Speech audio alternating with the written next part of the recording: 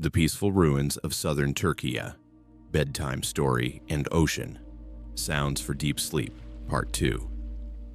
There are moments in life when we must step away from all the noise, not to escape the world, but to hear the quiet voice of our own soul once more.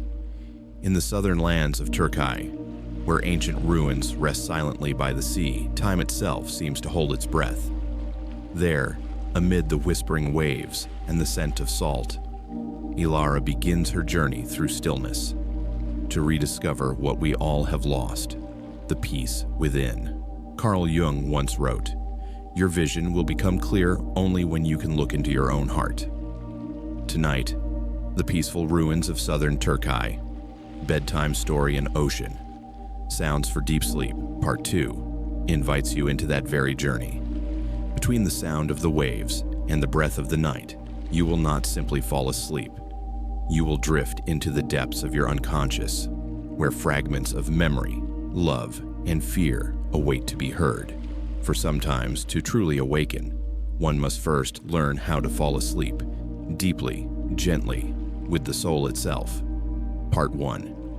The invitation to sleep. That night, the sky was draped in a deep velvet stillness. Over the Aegean Sea, the silver moonlight shimmered upon gentle ripples, glimmers of a world slowly drifting into slumber. In that tranquil expanse, the voice of Ethan Gray rose softly like a passing breeze. Welcome to this night. Let every burden of the day dissolve with each breath. This is not merely a time to sleep. It is a ritual of returning to yourself. Amid the soothing rhythm of the waves, an image appeared. Elara, a woman carrying a weariness too vast to name. She had wandered too far through the noise of the city, through the roles others demanded her to play. Strong, successful, ever smiling. But tonight she no longer wished to perform. She only wished to be, to breathe. Elara sat by the edge of the boat, closing her eyes as a sea breeze wove through her hair. Ethan continued speaking, as though conversing not only with her soul but with yours. Relax your shoulders, take a deep breath, and let it go. You don't need to try to sleep. Sleep will come, as the ocean comes to embrace the shore. The sound of waves intertwined with his voice, spreading gently through the air. In the salty breeze, Elara felt her heart begin to soften. No more tangled thoughts, no lists of tasks, no clamor of the world, only her own breathing and the heartbeat of the sea. For the first time in a long while, Elara felt light. She was no longer the woman who had to struggle to survive. She was part of the night, of the water, of the air. She understood that peace is not when the world stops moving, but when the soul stops resisting. Amid the tender murmur of waves, Ethan's voice lowered, like a lullaby. Tonight, you're not merely falling asleep. You are returning to yourself, to that sacred place where the waves are the whispers of the soul, and the darkness is no longer frightening, because within it, you find the light of peace. Elara smiled faintly, her eyes gently closing. Outside, the ocean kept its endless rhythm. Inside, her spirit began to melt into calm, and so the journey into sleep, the journey home, had truly begun. Part 2. Leaving the city, stepping out of the roles. On her final night in Istanbul, the city had yet to sleep. Golden streetlights rippled across rain-soaked roads, cafes stayed open late, and the distant echo of the tram sounded like a soft farewell. Elara sat by the window of a midnight bus, her eyes reflecting the drifting glow of passing streets. Everything familiar slowly faded behind her, like the very life she was leaving behind. For years, Elara had lived as an actress in a play with no ending. She had mastered every role: the successful daughter, the capable colleague, the friend who always smiled at the right time. Yet, deep within, she knew she was exhausted, not just in body but in soul. Each morning, she put on another face, another voice, only to fit the expectations of others, until one day, she could no longer tell where she ended and the performance began. The bus rolled through the quiet outskirts. Outside, darkness blanketed the sky. Only the faint moon hung above, illuminating a narrow coastal road in the distance. Elara leaned her head against the glass, silently recalling a line by Carl Jung she once read. The privilege of a lifetime is to become who you truly are. But to become yourself, didn't that also mean letting go of everything that isn't you? She had spent too long learning how to endure, how to wear the masks society applauded.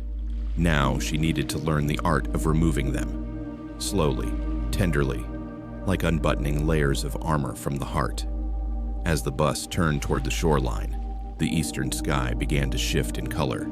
The first light of dawn painted a soft pink across the distant sea. Elara opened the window and inhaled deeply. The scent of salt and freshly roasted coffee from roadside cafes rushed in, the fragrance of freedom, of a morning unburdened. The seaside town appeared after a gentle curve, rows of small white houses nestled together, thin smoke rising from morning stoves between olive groves, and sails swaying lightly in the harbor. The sound of waves mingled with distant laughter. No one hurried. No one wore a mask. Everything unfolded slowly, truthfully, as though time itself had learned to breathe here. Elara stepped off the bus, her shoes touching the damp stone pavement. The chill beneath her feet made her feel present, not on a screen, not in a meeting, but within the living reality of this moment. She followed a narrow path leading to the sea. The light spread gently across the landscape, bathing the white walls in a golden hue. An old man smiled at her as he brewed coffee in a small roadside shop. A child laughed from a porch, tossing seashells into the water. Elara smiled back, and in that simple gesture she rediscovered something she had long forgotten. Presence. Not existence to be seen, but presence to feel. She sat down on a wooden chair outside the cafe and ordered a cup of black coffee. Steam rose into the air, mingling with the early breeze carrying the taste of salt. Every breath, every heartbeat, every sound around her seemed to whisper the same thing. Welcome home. Elara closed her eyes gently, listening to the rhythm of the waves. Within her, something cracked open, not fear, but an old shell. And in that fragile space, something delicate and new began to take form. Peace. No one knew what had brought her here, nor where this journey would lead. But for Elara, this moment was no longer an escape. It was an act of the soul's survival, a quiet yet powerful calling that it was time to stop being what others expected and begin being herself. And as the sun slowly rose, lighting the vast ocean before her, Elara knew the journey of healing had begun, not elsewhere, but within the very first breath of that morning. Part 3. The harbor town and the rhythm of slowness. Morning unfolded over the harbor town in a light as soft as silk. The breeze carried the scent of salt and the cries of seagulls, gently brushing through the white curtains swaying by the windows. Elara walked slowly along the cobblestone street, where pastel-colored houses stood close together, facing the sunlit harbor. The rhythmic sound of an old man mending his nets echoed like an ancient refrain, mingling with the aroma of strong coffee drifting from a small corner cafe. A child ran past her, clutching a warm loaf of bread, laughing freely, the sound bright and clear like silver bells. Elara stopped and looked around. Everything here moved slowly, lightly, so much so that she could hear her own breathing. No one was in a hurry. No one pretended to be busy. The flower seller sat by the roadside, calmly rearranging sprigs of lavender. A young fisherman carried a basket of freshly caught fish. Sweat glistened on his face, yet he smiled with quiet joy. Everyone here seemed to live within their own rhythm, a rhythm the world Elara came from had long forgotten. She walked slowly along the harbor, listening to the waves brushing against the old wooden hulls. The sunlight shimmered on the surface of the water, breaking into thousands of flickering patterns that seemed to breathe. In that still moment, Elara felt something shifting within her. A forgotten part of herself was beginning to awaken. Then, from deep within her consciousness, the calm, resonant voice of Ethan Gray emerged, whispering, the human soul needs stillness and reflection. Without it, it becomes lost in the noise of the world. Elara nodded softly, as if replying to that inner reminder. For years, she had lived in a constant rush, running after time, after success, after expectations that were never her own. But here, by the sea, time stood still.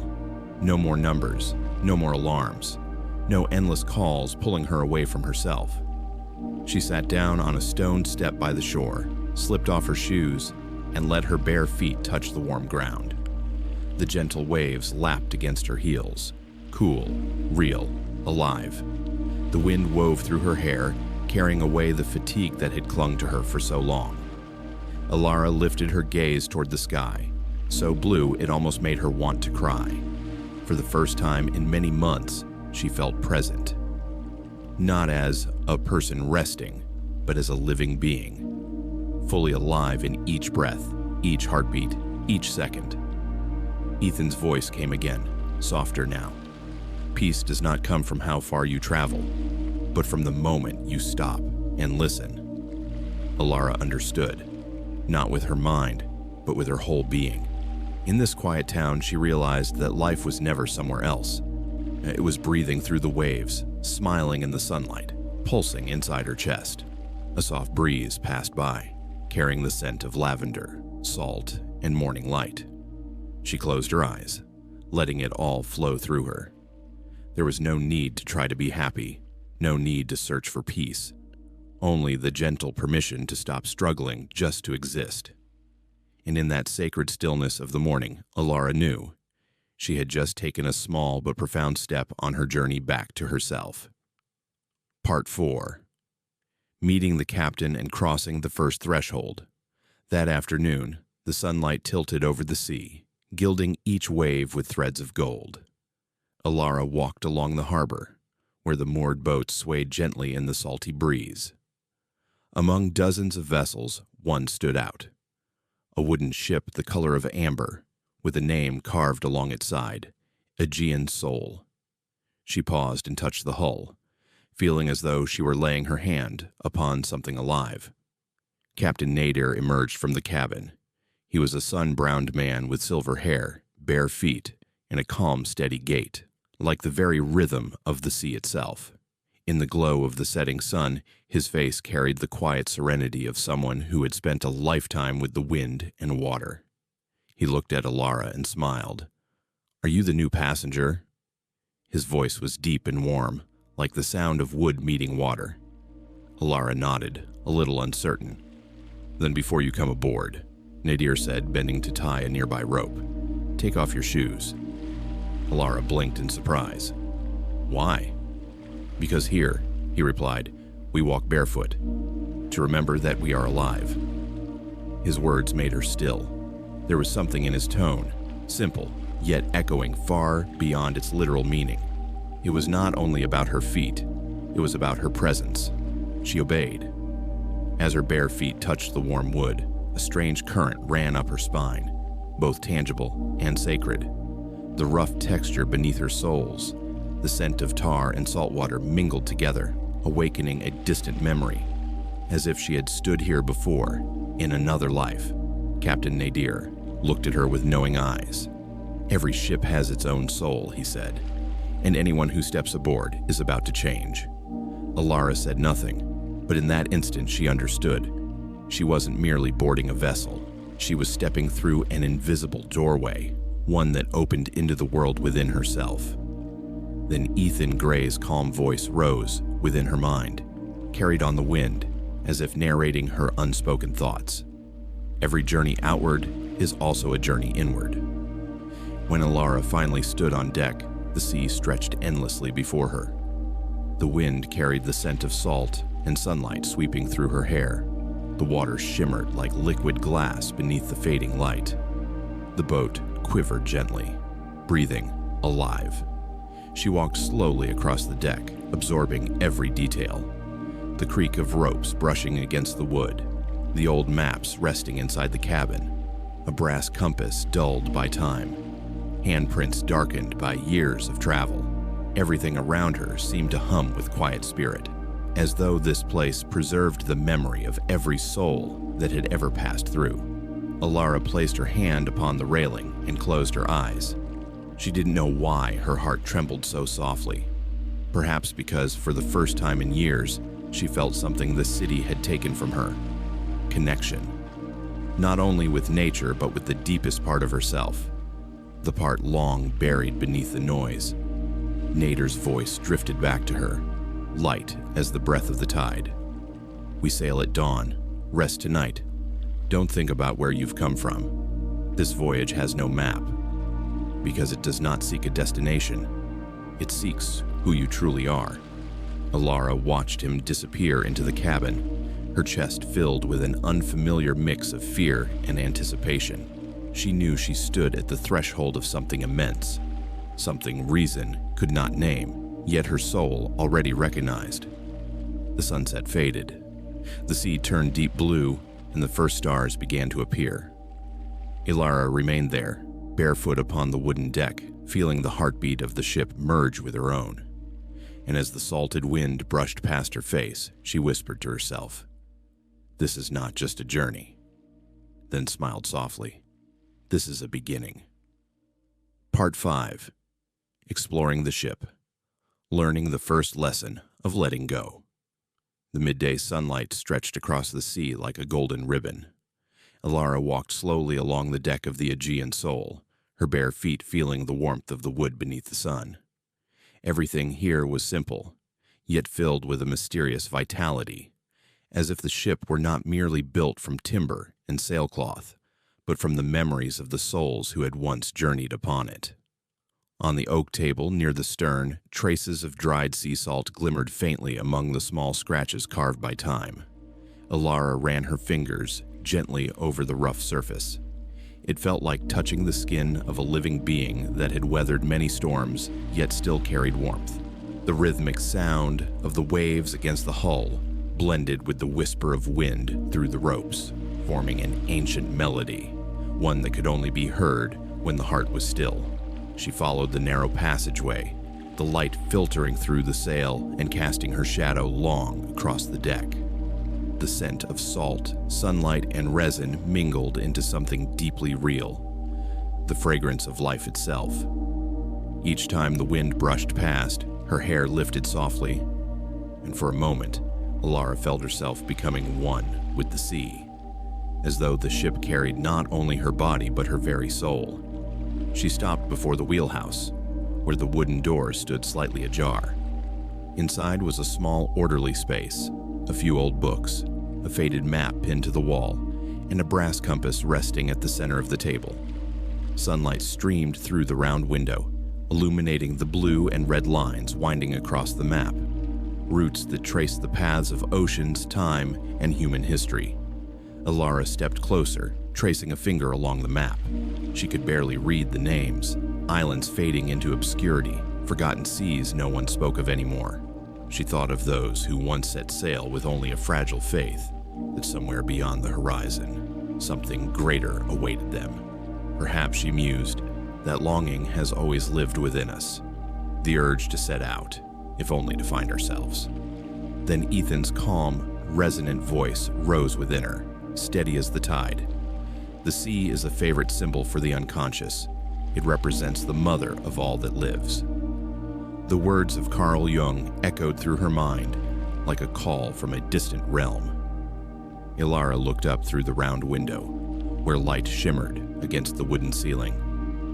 Yes, the sea was the unconscious, vast, deep, and filled with everything forgotten. Each wave was a thought, each current a repressed emotion, and the ship, it was the human psyche itself, carrying her through the hidden layers of being. Stepping back onto the deck, she saw the sunlight glint across the surface of the water, the small waves weaving together like threads of silver. Sitting on a wooden bench, she leaned against the railing and let the breeze caress her face. In that moment, she realized she no longer needed to control anything, no longer needed to steer, to plan, or to fight what was beyond her reach. She remembered the years in the city, bringing every day a quiet battle, with time, with pressure, and with her own expectations. She had once believed that safety came only through control. Yet here, upon the vast sea, she saw the truth reversed. Peace comes only through surrender. Ethan's voice returned, soft as breath. Who looks outside, dreams. Who looks inside, awakes.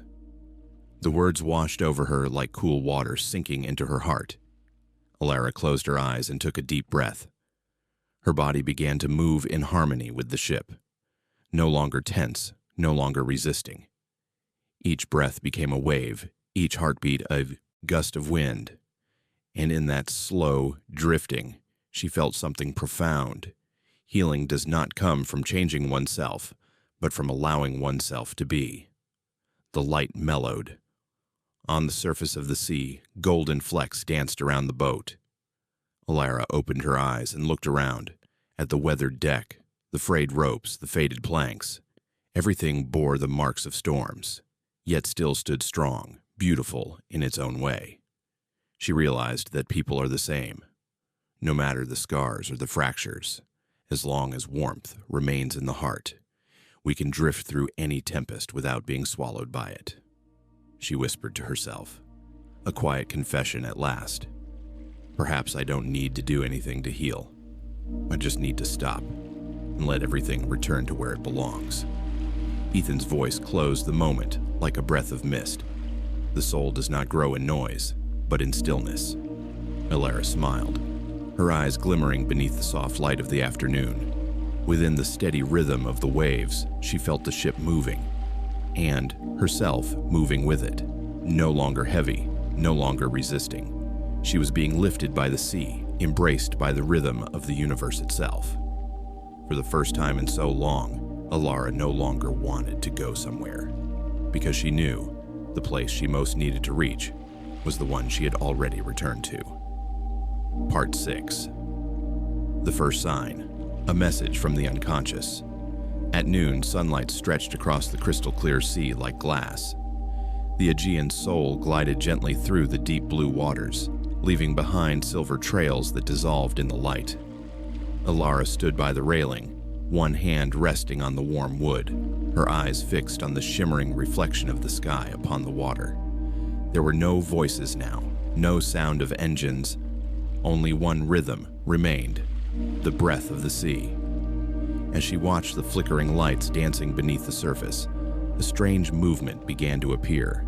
Two large dark shapes slowly drifted closer, gradually revealing themselves in the dim turquoise glow. Two giant sea turtles, gliding side by side beside the ship. They moved with a quiet grace, unhurried and peaceful, as though performing an ancient dance the ocean had kept alive for thousands of years. Elara held her breath. She followed their movements, and for a moment time stopped. The water, the light, and the turtles seemed to merge into one, as if she were witnessing a secret ritual of nature itself. Then Ethan Gray's deep, calm voice rose in the stillness, echoing from somewhere deep within. In the language of symbols, the turtle represents the ancient wisdom of the soul, slow, enduring, and eternal. Elara felt a soft wave move through her body. The two turtles swam alongside the ship, not fast, not slow, as if they were guiding it. The sunlight glimmered upon their thick shells, making them glow faintly like stars beneath the water. She felt something stir deep within, as if the sea itself was sending her a sign. From Jung's perspective, this was a form of synchronicity, a meaningful coincidence. It was no accident that she saw them at this moment. The universe, in its silent and mysterious order, seemed to be speaking directly to her soul. Jung once wrote in Synchronicity, and a causal connecting principle. Synchronicity is an ever-present reality for those who have eyes to see. Elara smiled. She did not need to explain it. She simply knew. She knew that these turtles were more than sea creatures. They were messengers of the unconscious, a gentle reminder that she was no longer alone on this journey. For days, Elara had carried within her a sense of separation, as though her soul had drifted out of rhythm with the world. But as she watched the turtles glide, steady, patient, eternal. She felt something she hadn't felt in a long time. She was being welcomed. She recalled something Ethan once said during a radio talk about Jung.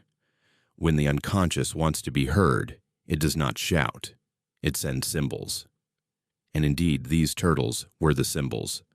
They did not speak, did not signal, yet their very presence stilled her heart. Elara leaned closer to the water, almost reaching out. The reflected light shimmered so vividly she could no longer tell where reality ended and dream began. In that suspended moment, she felt a pure connection between herself and the world, no longer a self-observing, no longer a mind analyzing, only life itself, ancient, slow, and infinite. Then Ethan's voice returned, soft and tender, as though carried on the wind. The soul speaks through symbols, and when you see them, do not analyze, just listen. The two turtles began to descend, their shapes fading into the deep blue, leaving behind gentle ripples that shimmered under the sun. Elara stood there for a long time, watching the place where they vanished. Warmth spread quietly through her chest, the warmth of being seen, understood, and touched by something greater.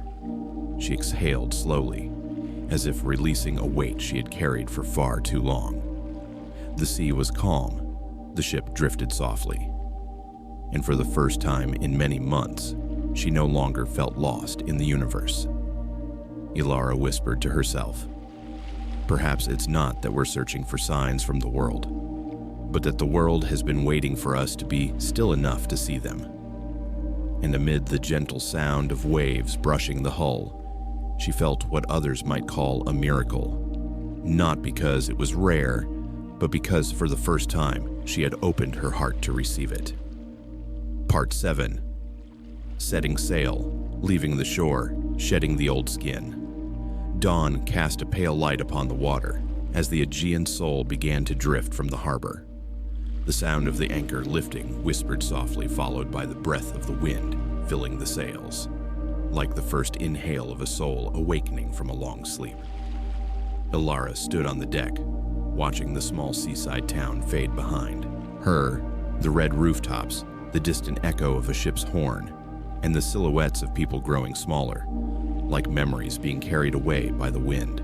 She said nothing.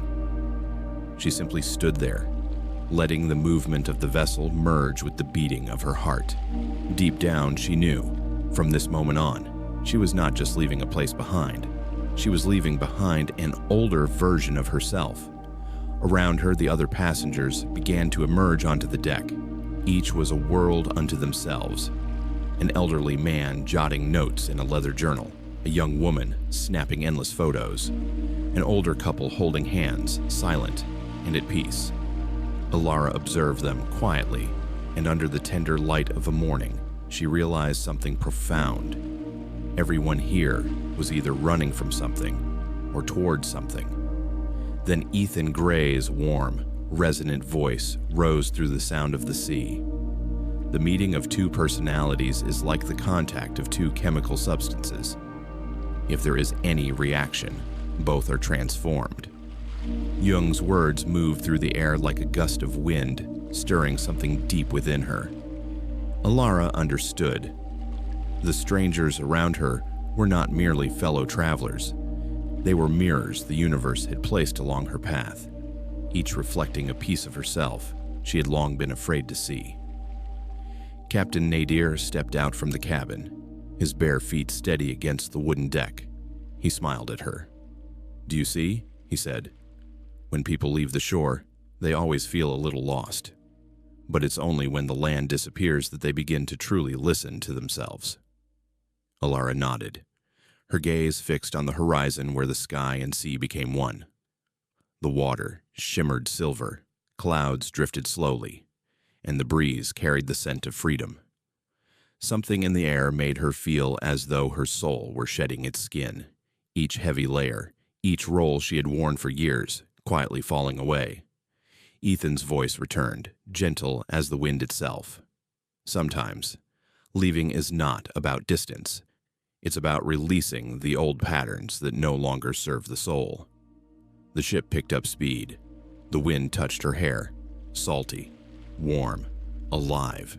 She closed her eyes and breathed deeply, feeling the sea's rhythm move through her lungs, her heart, as though the ocean itself were teaching her to live slower, deeper, truer. She thought of the faces from the city she had left behind. People rushing, conversations empty, eyes weary. There, everyone lived, as if being chased by something unseen. No one knew where they were going, only that they must not stop. But here, upon the sea, everything was the opposite. No one rushed, no one pretended. Every soul felt real, raw, imperfect, yet vividly alive. And in that truth, Elara felt a lightness she had long forgotten. In the sunlight, she caught the eyes of the man reading in the corner of the deck. He looked up and smiled.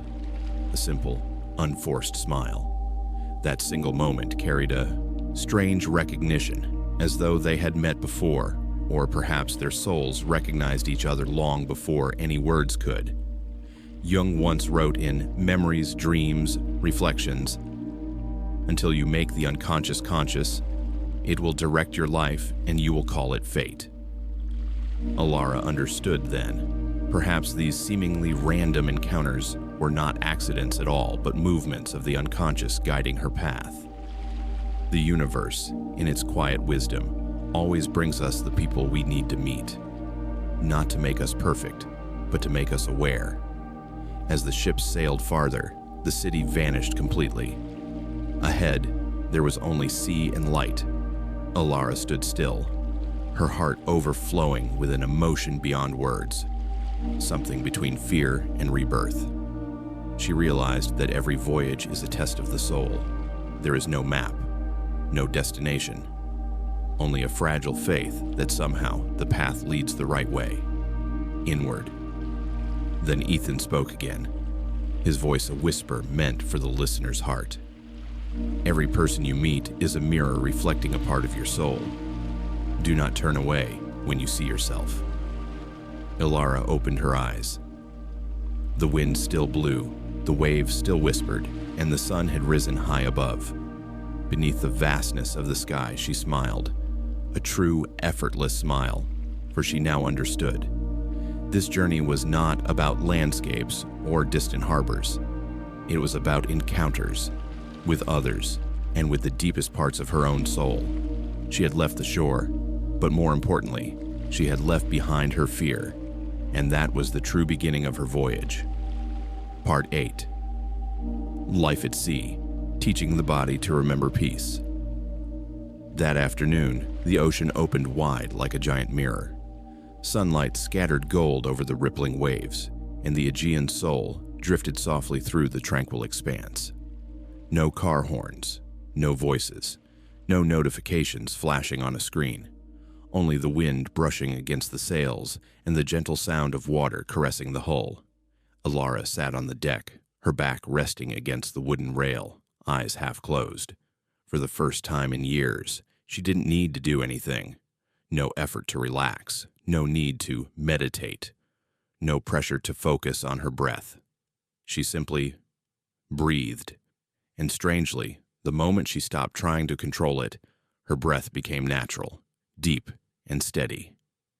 Then Ethan's calm, ocean-like voice echoed in her mind. Peace is not when nothing moves, but when the mind stops resisting the flow. Elara opened her eyes. Before her, the sea continued to move, yet it no longer felt restless. The waves did not compete. The wind did not rush. Everything followed its own rhythm, a soft, invisible order that only reveals itself when one stops hurrying long enough to listen. She watched the small waves collide and dissolve like thoughts and emotions that once troubled her, arriving and departing without her interference, without resistance. In the glimmering light upon the water, Elara felt something new. The silence within her no longer frightened her. Ethan's voice returned, blending with the sea. In stillness, the soul remembers its rhythm. She smiled. Yes, perhaps her body had forgotten how to be at peace. For so many years, it had only known how to run, from meeting to meeting, from worry to fear. It had forgotten how to breathe, how to soften, how to remember that it was never meant to fight life, but to move with it. Now, surrounded by the endless horizon, Elara began to relearn the simplest thing of all, to let her body remember peace. She lay down on the deck, feeling the warmth of the wood beneath her spine. Above, the sky stretched a deep blue. Below, the waves lapped softly against the hull. Everything seemed to melt into one rhythm. No goal to reach, no flaw to fix. Everything, including her, was exactly where it needed to be. Jung once wrote, "Even a happy life cannot be without a measure of darkness, and the word happy would lose its meaning if it were not balanced by sadness." Elara thought of his words and smiled. Perhaps the peace she was seeking wasn't a flawless calm, untouched by storm, but the ability to stand amidst the waves without being swept away. She realized then, peace doesn't come from control, it comes from allowing. The wind swept gently through her hair, like a tender hand brushing away the past. The water shimmered with sunlight, thousands of tiny spirits dancing across the sea. Elara felt her heart open, as if the ocean itself were breathing with her. She remembered all those years when she had forced herself to be happy, to be calm, to be strong. But today she no longer needed to be anything. It was enough just to be, to let herself sink into each wave, each breath, each moment of silence. Ethan's voice spoke again, like gentle advice to both her and the listener. You do not need to calm the sea. You only need to stop fighting the waves. Elara laughed softly, a light, wind-like laugh, but real. She laughed at how much strength she had wasted all those years swimming against the current, instead of letting the current carry her. As afternoon faded, the sunlight turned amber, bathing the ship in gold. Most of the passengers had gone to rest, but Elara stayed, sitting quietly between the sky and the sea. She placed her hand on the deck, feeling the warmth seep into her palm, and in that stillness, she knew she had found something humanity constantly seeks, but rarely remembers: how to touch. Inner silence. The sea still moved, the wind still blew, but within her, everything had slowed. She was no longer happy, in the old sense. She was peaceful. And for the first time in many years, Elara realized she no longer needed to struggle just to exist. Part 9. The awakening of ancient memory. Evening descended slowly over the southern coast of Turkey. The sun cast its final rays upon the towering cliffs, bathing everything in a golden hue, like liquid honey. The Aegean soul drifted into calm waters, and Captain Nadir pointed toward the gray mountains in the distance. His voice was low and deliberate, like a man reciting an old legend. That is the land of the Lycians, people who lived here thousands of years ago. Those tombs carved into the stone they believed were gateways where the soul would be carried away by wind and sea, never to vanish. Elara stood at the railing, gazing silently at the ancient rock tombs. From afar, they looked like small dark doors hidden within the mountain, some cracked open by time, others still intact, quietly watching over the water below. As the ship drew closer, she felt as though hundreds of unseen eyes were following her, eyes that no longer belonged to the living. The wind stirred. The sound of the sea striking the cliffs echoed back, like the sigh of time itself. Elara shivered, not from fear, but from an uncanny sense of recognition, as though she were standing inside humanity's own memory. Then Ethan's calm, resonant voice arose, steady as a pulse in her mind. In each of us, there's something older than our personal life, an ancient layer of the soul that remembers.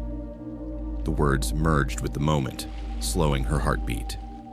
Elara looked at the tombs and wondered how many had stood here before her, looking at the same sky, hearing the same waves, only to fade into dust.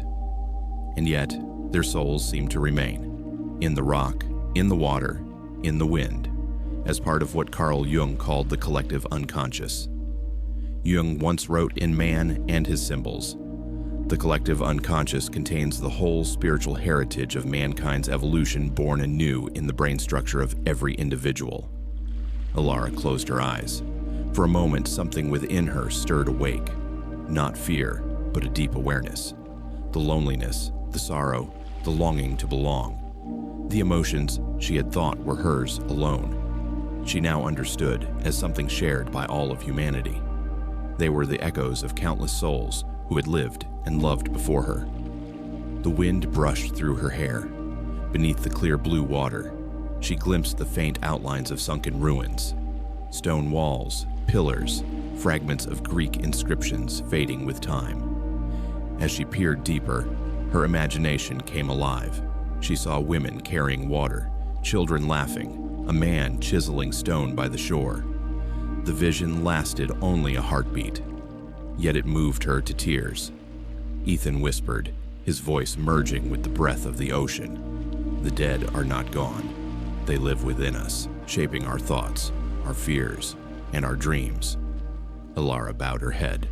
A tear fell, dissolving into the sea below. She could not tell if it belonged to the present moment, or to some ancient life her soul had just remembered. When she lifted her gaze, the sun was sinking into the horizon, spilling crimson light across the water. The tombs had turned to faint violet shadows, fading into the evening mist. And in that stillness, Elara understood. We are never truly alone. Every breath we take carries the breath of thousands who came before us. Every fear we hold is the inheritance of our ancestors. Every longing to return home is the calling of the collective unconscious, urging us to remember what the soul has always known. Jung once wrote, "We are not of today nor of yesterday. We are of an immense age." Elara looked toward the horizon, where the red of sunset met the blue of the sea, and smiled faintly. She realized her journey was not merely to find her own peace, but to continue an ancient current, a deeper stream, the great river of humankind itself. When Captain Nadir turned off the engine, the ship fell silent. Only the wind and waves remained, two voices harmonizing in the dusk. Elara closed her eyes, inhaled deeply, and in that stillness, she heard what she had never heard before, the whisper of the past, echoing within her own heart. She understood then that every soul is finding its way home.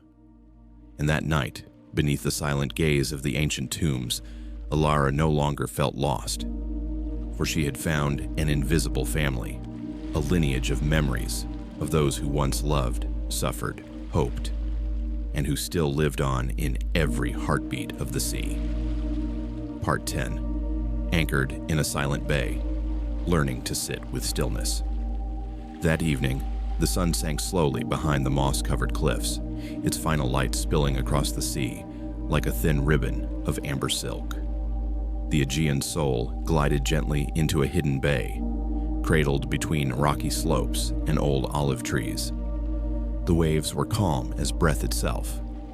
Only the soft sound of water brushing against the hull remained, steady and tender, like the ancient heartbeat of the earth. Captain Nadir turned off the engine. The hum of the motor faded, and in that instant silence spread across the space, vast, palpable, sacred. The stillness was so complete that Elara could hear her own heartbeat, the whisper of wind through her hair, and the faint rustle of her clothes stirring in the salty air. Nadir turned toward her, his eyes kind yet serious. "People are often afraid of quiet," he said, "because they fear hearing themselves." Elara froze. The words were simple, but they pierced her mind like a needle of truth. It was true. She had lived for years inside a storm of noise. The chime of phones, the tapping of keyboards, the chatter of people, the endless hum of thoughts. They tangled around her like cobwebs. And whenever silence came, she grew uneasy, hollow, as if something deep inside was calling to be heard, but she was too afraid to face it.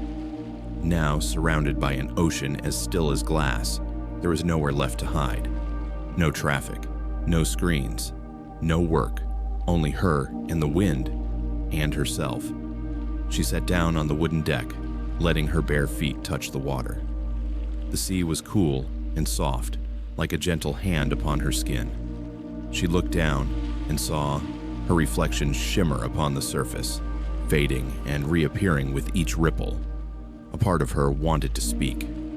A question, a confession, but the words caught in her throat. Then Ethan's voice rose within her, calm and distant like a wave from far away. You are not what you think. You are what remains when the thoughts grow quiet. Elara closed her eyes. The sentence echoed within her like a mantra. Gradually, her breathing deepened. With each inhale, she felt the wind entering her chest, salty, alive. With each exhale, she released a fragment of worry, a fragment of noise. Around her, the ship floated silently within the bay. No one spoke. No one moved. Time itself seemed to pause. Even the waves softened, forming gentle circles that spread outward from the moon's reflection. And in that silence, something miraculous began to unfold. Elara stopped being afraid. She realized that silence wasn't empty. It was full of the sea's breathing, the whisper of wind, the steady rhythm in her chest. It was life in its purest form, unadorned, unexplainable, unbroken. Ethan's voice returned, flowing like water through her mind. Silence is not the absence of life. It is life stripped of noise. Elara leaned down, cupped a handful of seawater, and let it slip through her fingers. The cool sensation reminded her that she was here, in this exact moment. No past, no future, no fear, no striving, only presence. The very thing she had lost while living to please everyone else. Jung once wrote in Modern Man in Search of a Soul, "The soul needs silence, for it is only in stillness that it can grow." Elara opened her eyes. The sky had turned to indigo, and the first stars shimmered upon the mirrored surface of the sea. Captain Nadir was fastening the ropes, his slow, steady movements carrying the serenity of a man in quiet communion with the universe. Elara inhaled deeply, lifting her gaze toward the heavens. Every sound within her, worry, doubt, regret, began to dissolve. What remained was silence, clear as water. And in that silence, she realized, peace does not come from the world outside. It has never been found in voices, in places, or in other people.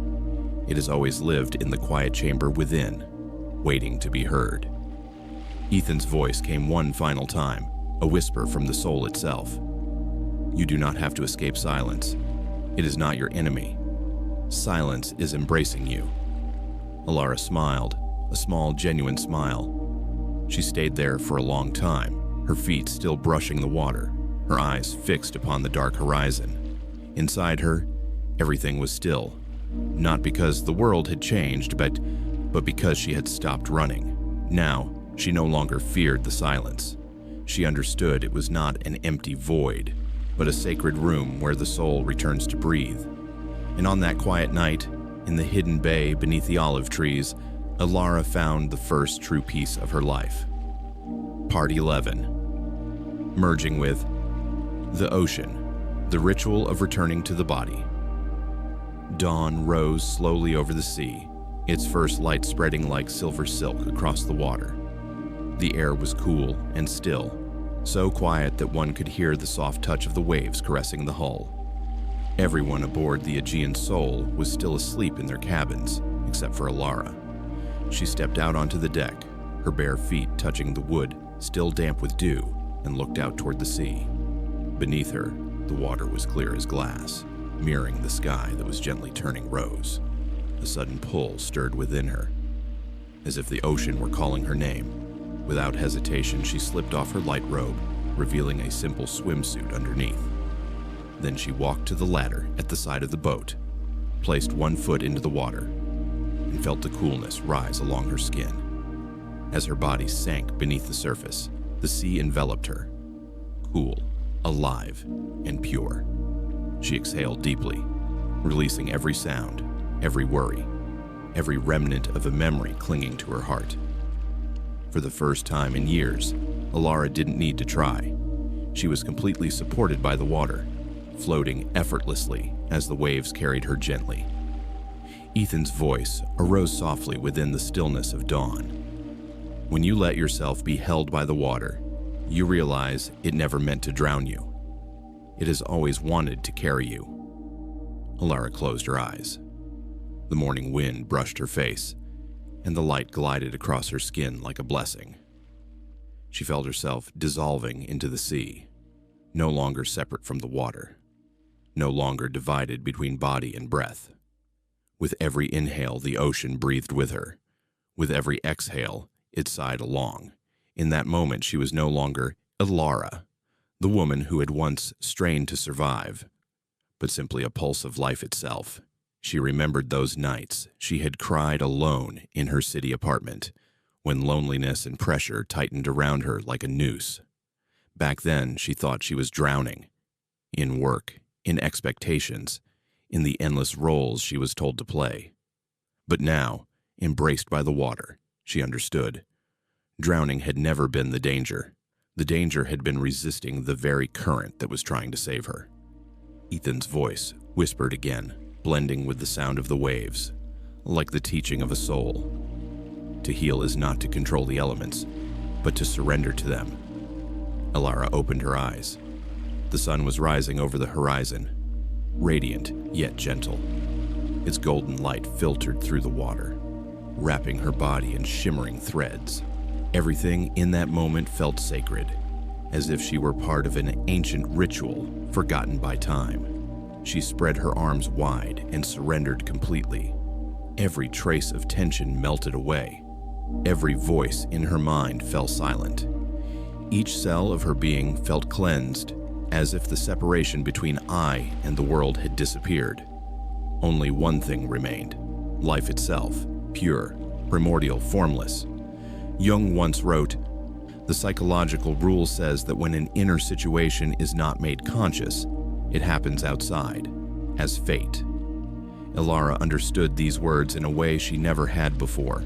She saw how, for years, she had been running from herself, and how the universe had mirrored that flight through storms, losses, and departures. But now, as she stood still and listened, the sea was no longer her trial. It was her teacher. Beneath the vast blue sky, Elara laughed softly, a light, crystalline laugh that dissolved into the wind. She felt the salt water touch her lips, tasting both like tears and like promise. She knew then that this was not just a swim. It was a baptism of the soul. From somewhere above, a seabird cried out, and she realized that she was being born again, not into a new body, but into a new awareness of who she truly was. Ethan's warm voice concluded, "Rebirth does not come with thunder and light. It comes quietly, when you allow yourself to float." Elara drifted upon the water, the sunlight pouring gold around her. There was no audience, no ceremony, no witness. But she knew a part of her old self had dissolved, disappearing into the sea. And what remained, light, honest, and free, was rising slowly toward the surface, carried by the ocean itself toward the light. Now, she was no longer the one seeking peace. She had become peace itself. Part 12. The quiet moment of awakening. Dusk descended slowly, and the sea shimmered with hues of golden rose, like liquid glass. Gentle waves caught the dying light, and the whole horizon seemed to melt between day and night. Elara floated on the water, eyes half closed, body fully at rest. She let the sea hold her, let the wind caress her hair, and let the last rays of sunlight glide across her skin. There was nothing left to think, nothing left to do. She simply was, completely deeply in this moment. Every voice in her head, every memory, every plan, every fear dissolved into the luminous stillness of the evening. Ethan's voice rose like a distant breath. At the end of every journey, you realize you were never looking for the world outside. You were seeking the home within. Elara opened her eyes. Above her, the sky was shifting slowly, from amber to violet, from violet to deep indigo. Clouds drifted like ribbons of smoke, and between them, the first stars began to appear. Everything was silent. The sea, the wind, the sky. All seemed to whisper together in an ancient language humanity had long forgotten. She could feel the boundary between herself and the world fading away. There was no longer an I, the one who had tried, suffered, and sought to prove something. There was no longer a world. The thing she once believed was against her. There was only one vast living presence, expansive, compassionate, utterly at peace. Ethan spoke again, his voice echoing from some distant place within her soul. Who looks outside, dreams. Who looks inside, awakes. Elara smiled faintly. The words of Jung, ones she had read hundreds of times, suddenly carried a new meaning. No longer an idea, no longer philosophy, but a living truth unfolding in her very breath. She had stopped seeking light in the world around her, because she had found it quietly, within her own stillness. From the deck, Captain Nadir called out, his voice deep and warm. "Elara, come back aboard. It's getting dark." She swam slowly toward the boat.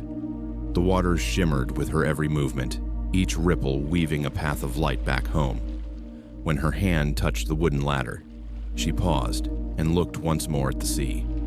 The sun had disappeared, leaving only a thin band of gold along the horizon. A soft farewell from the day that had passed. Climbing back onto the deck, she let the wind dry her skin. Everything looked the same. The boat, the sky, the water.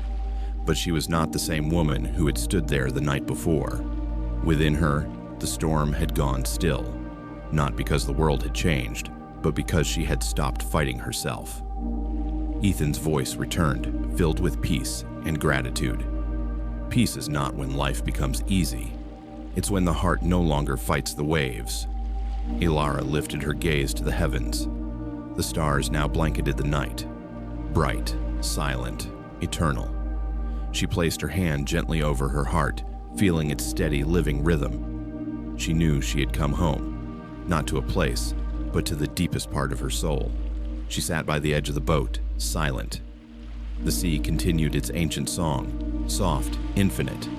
Within her, a whisper rose, not from Ethan, not from Nadir, but from somewhere deep inside.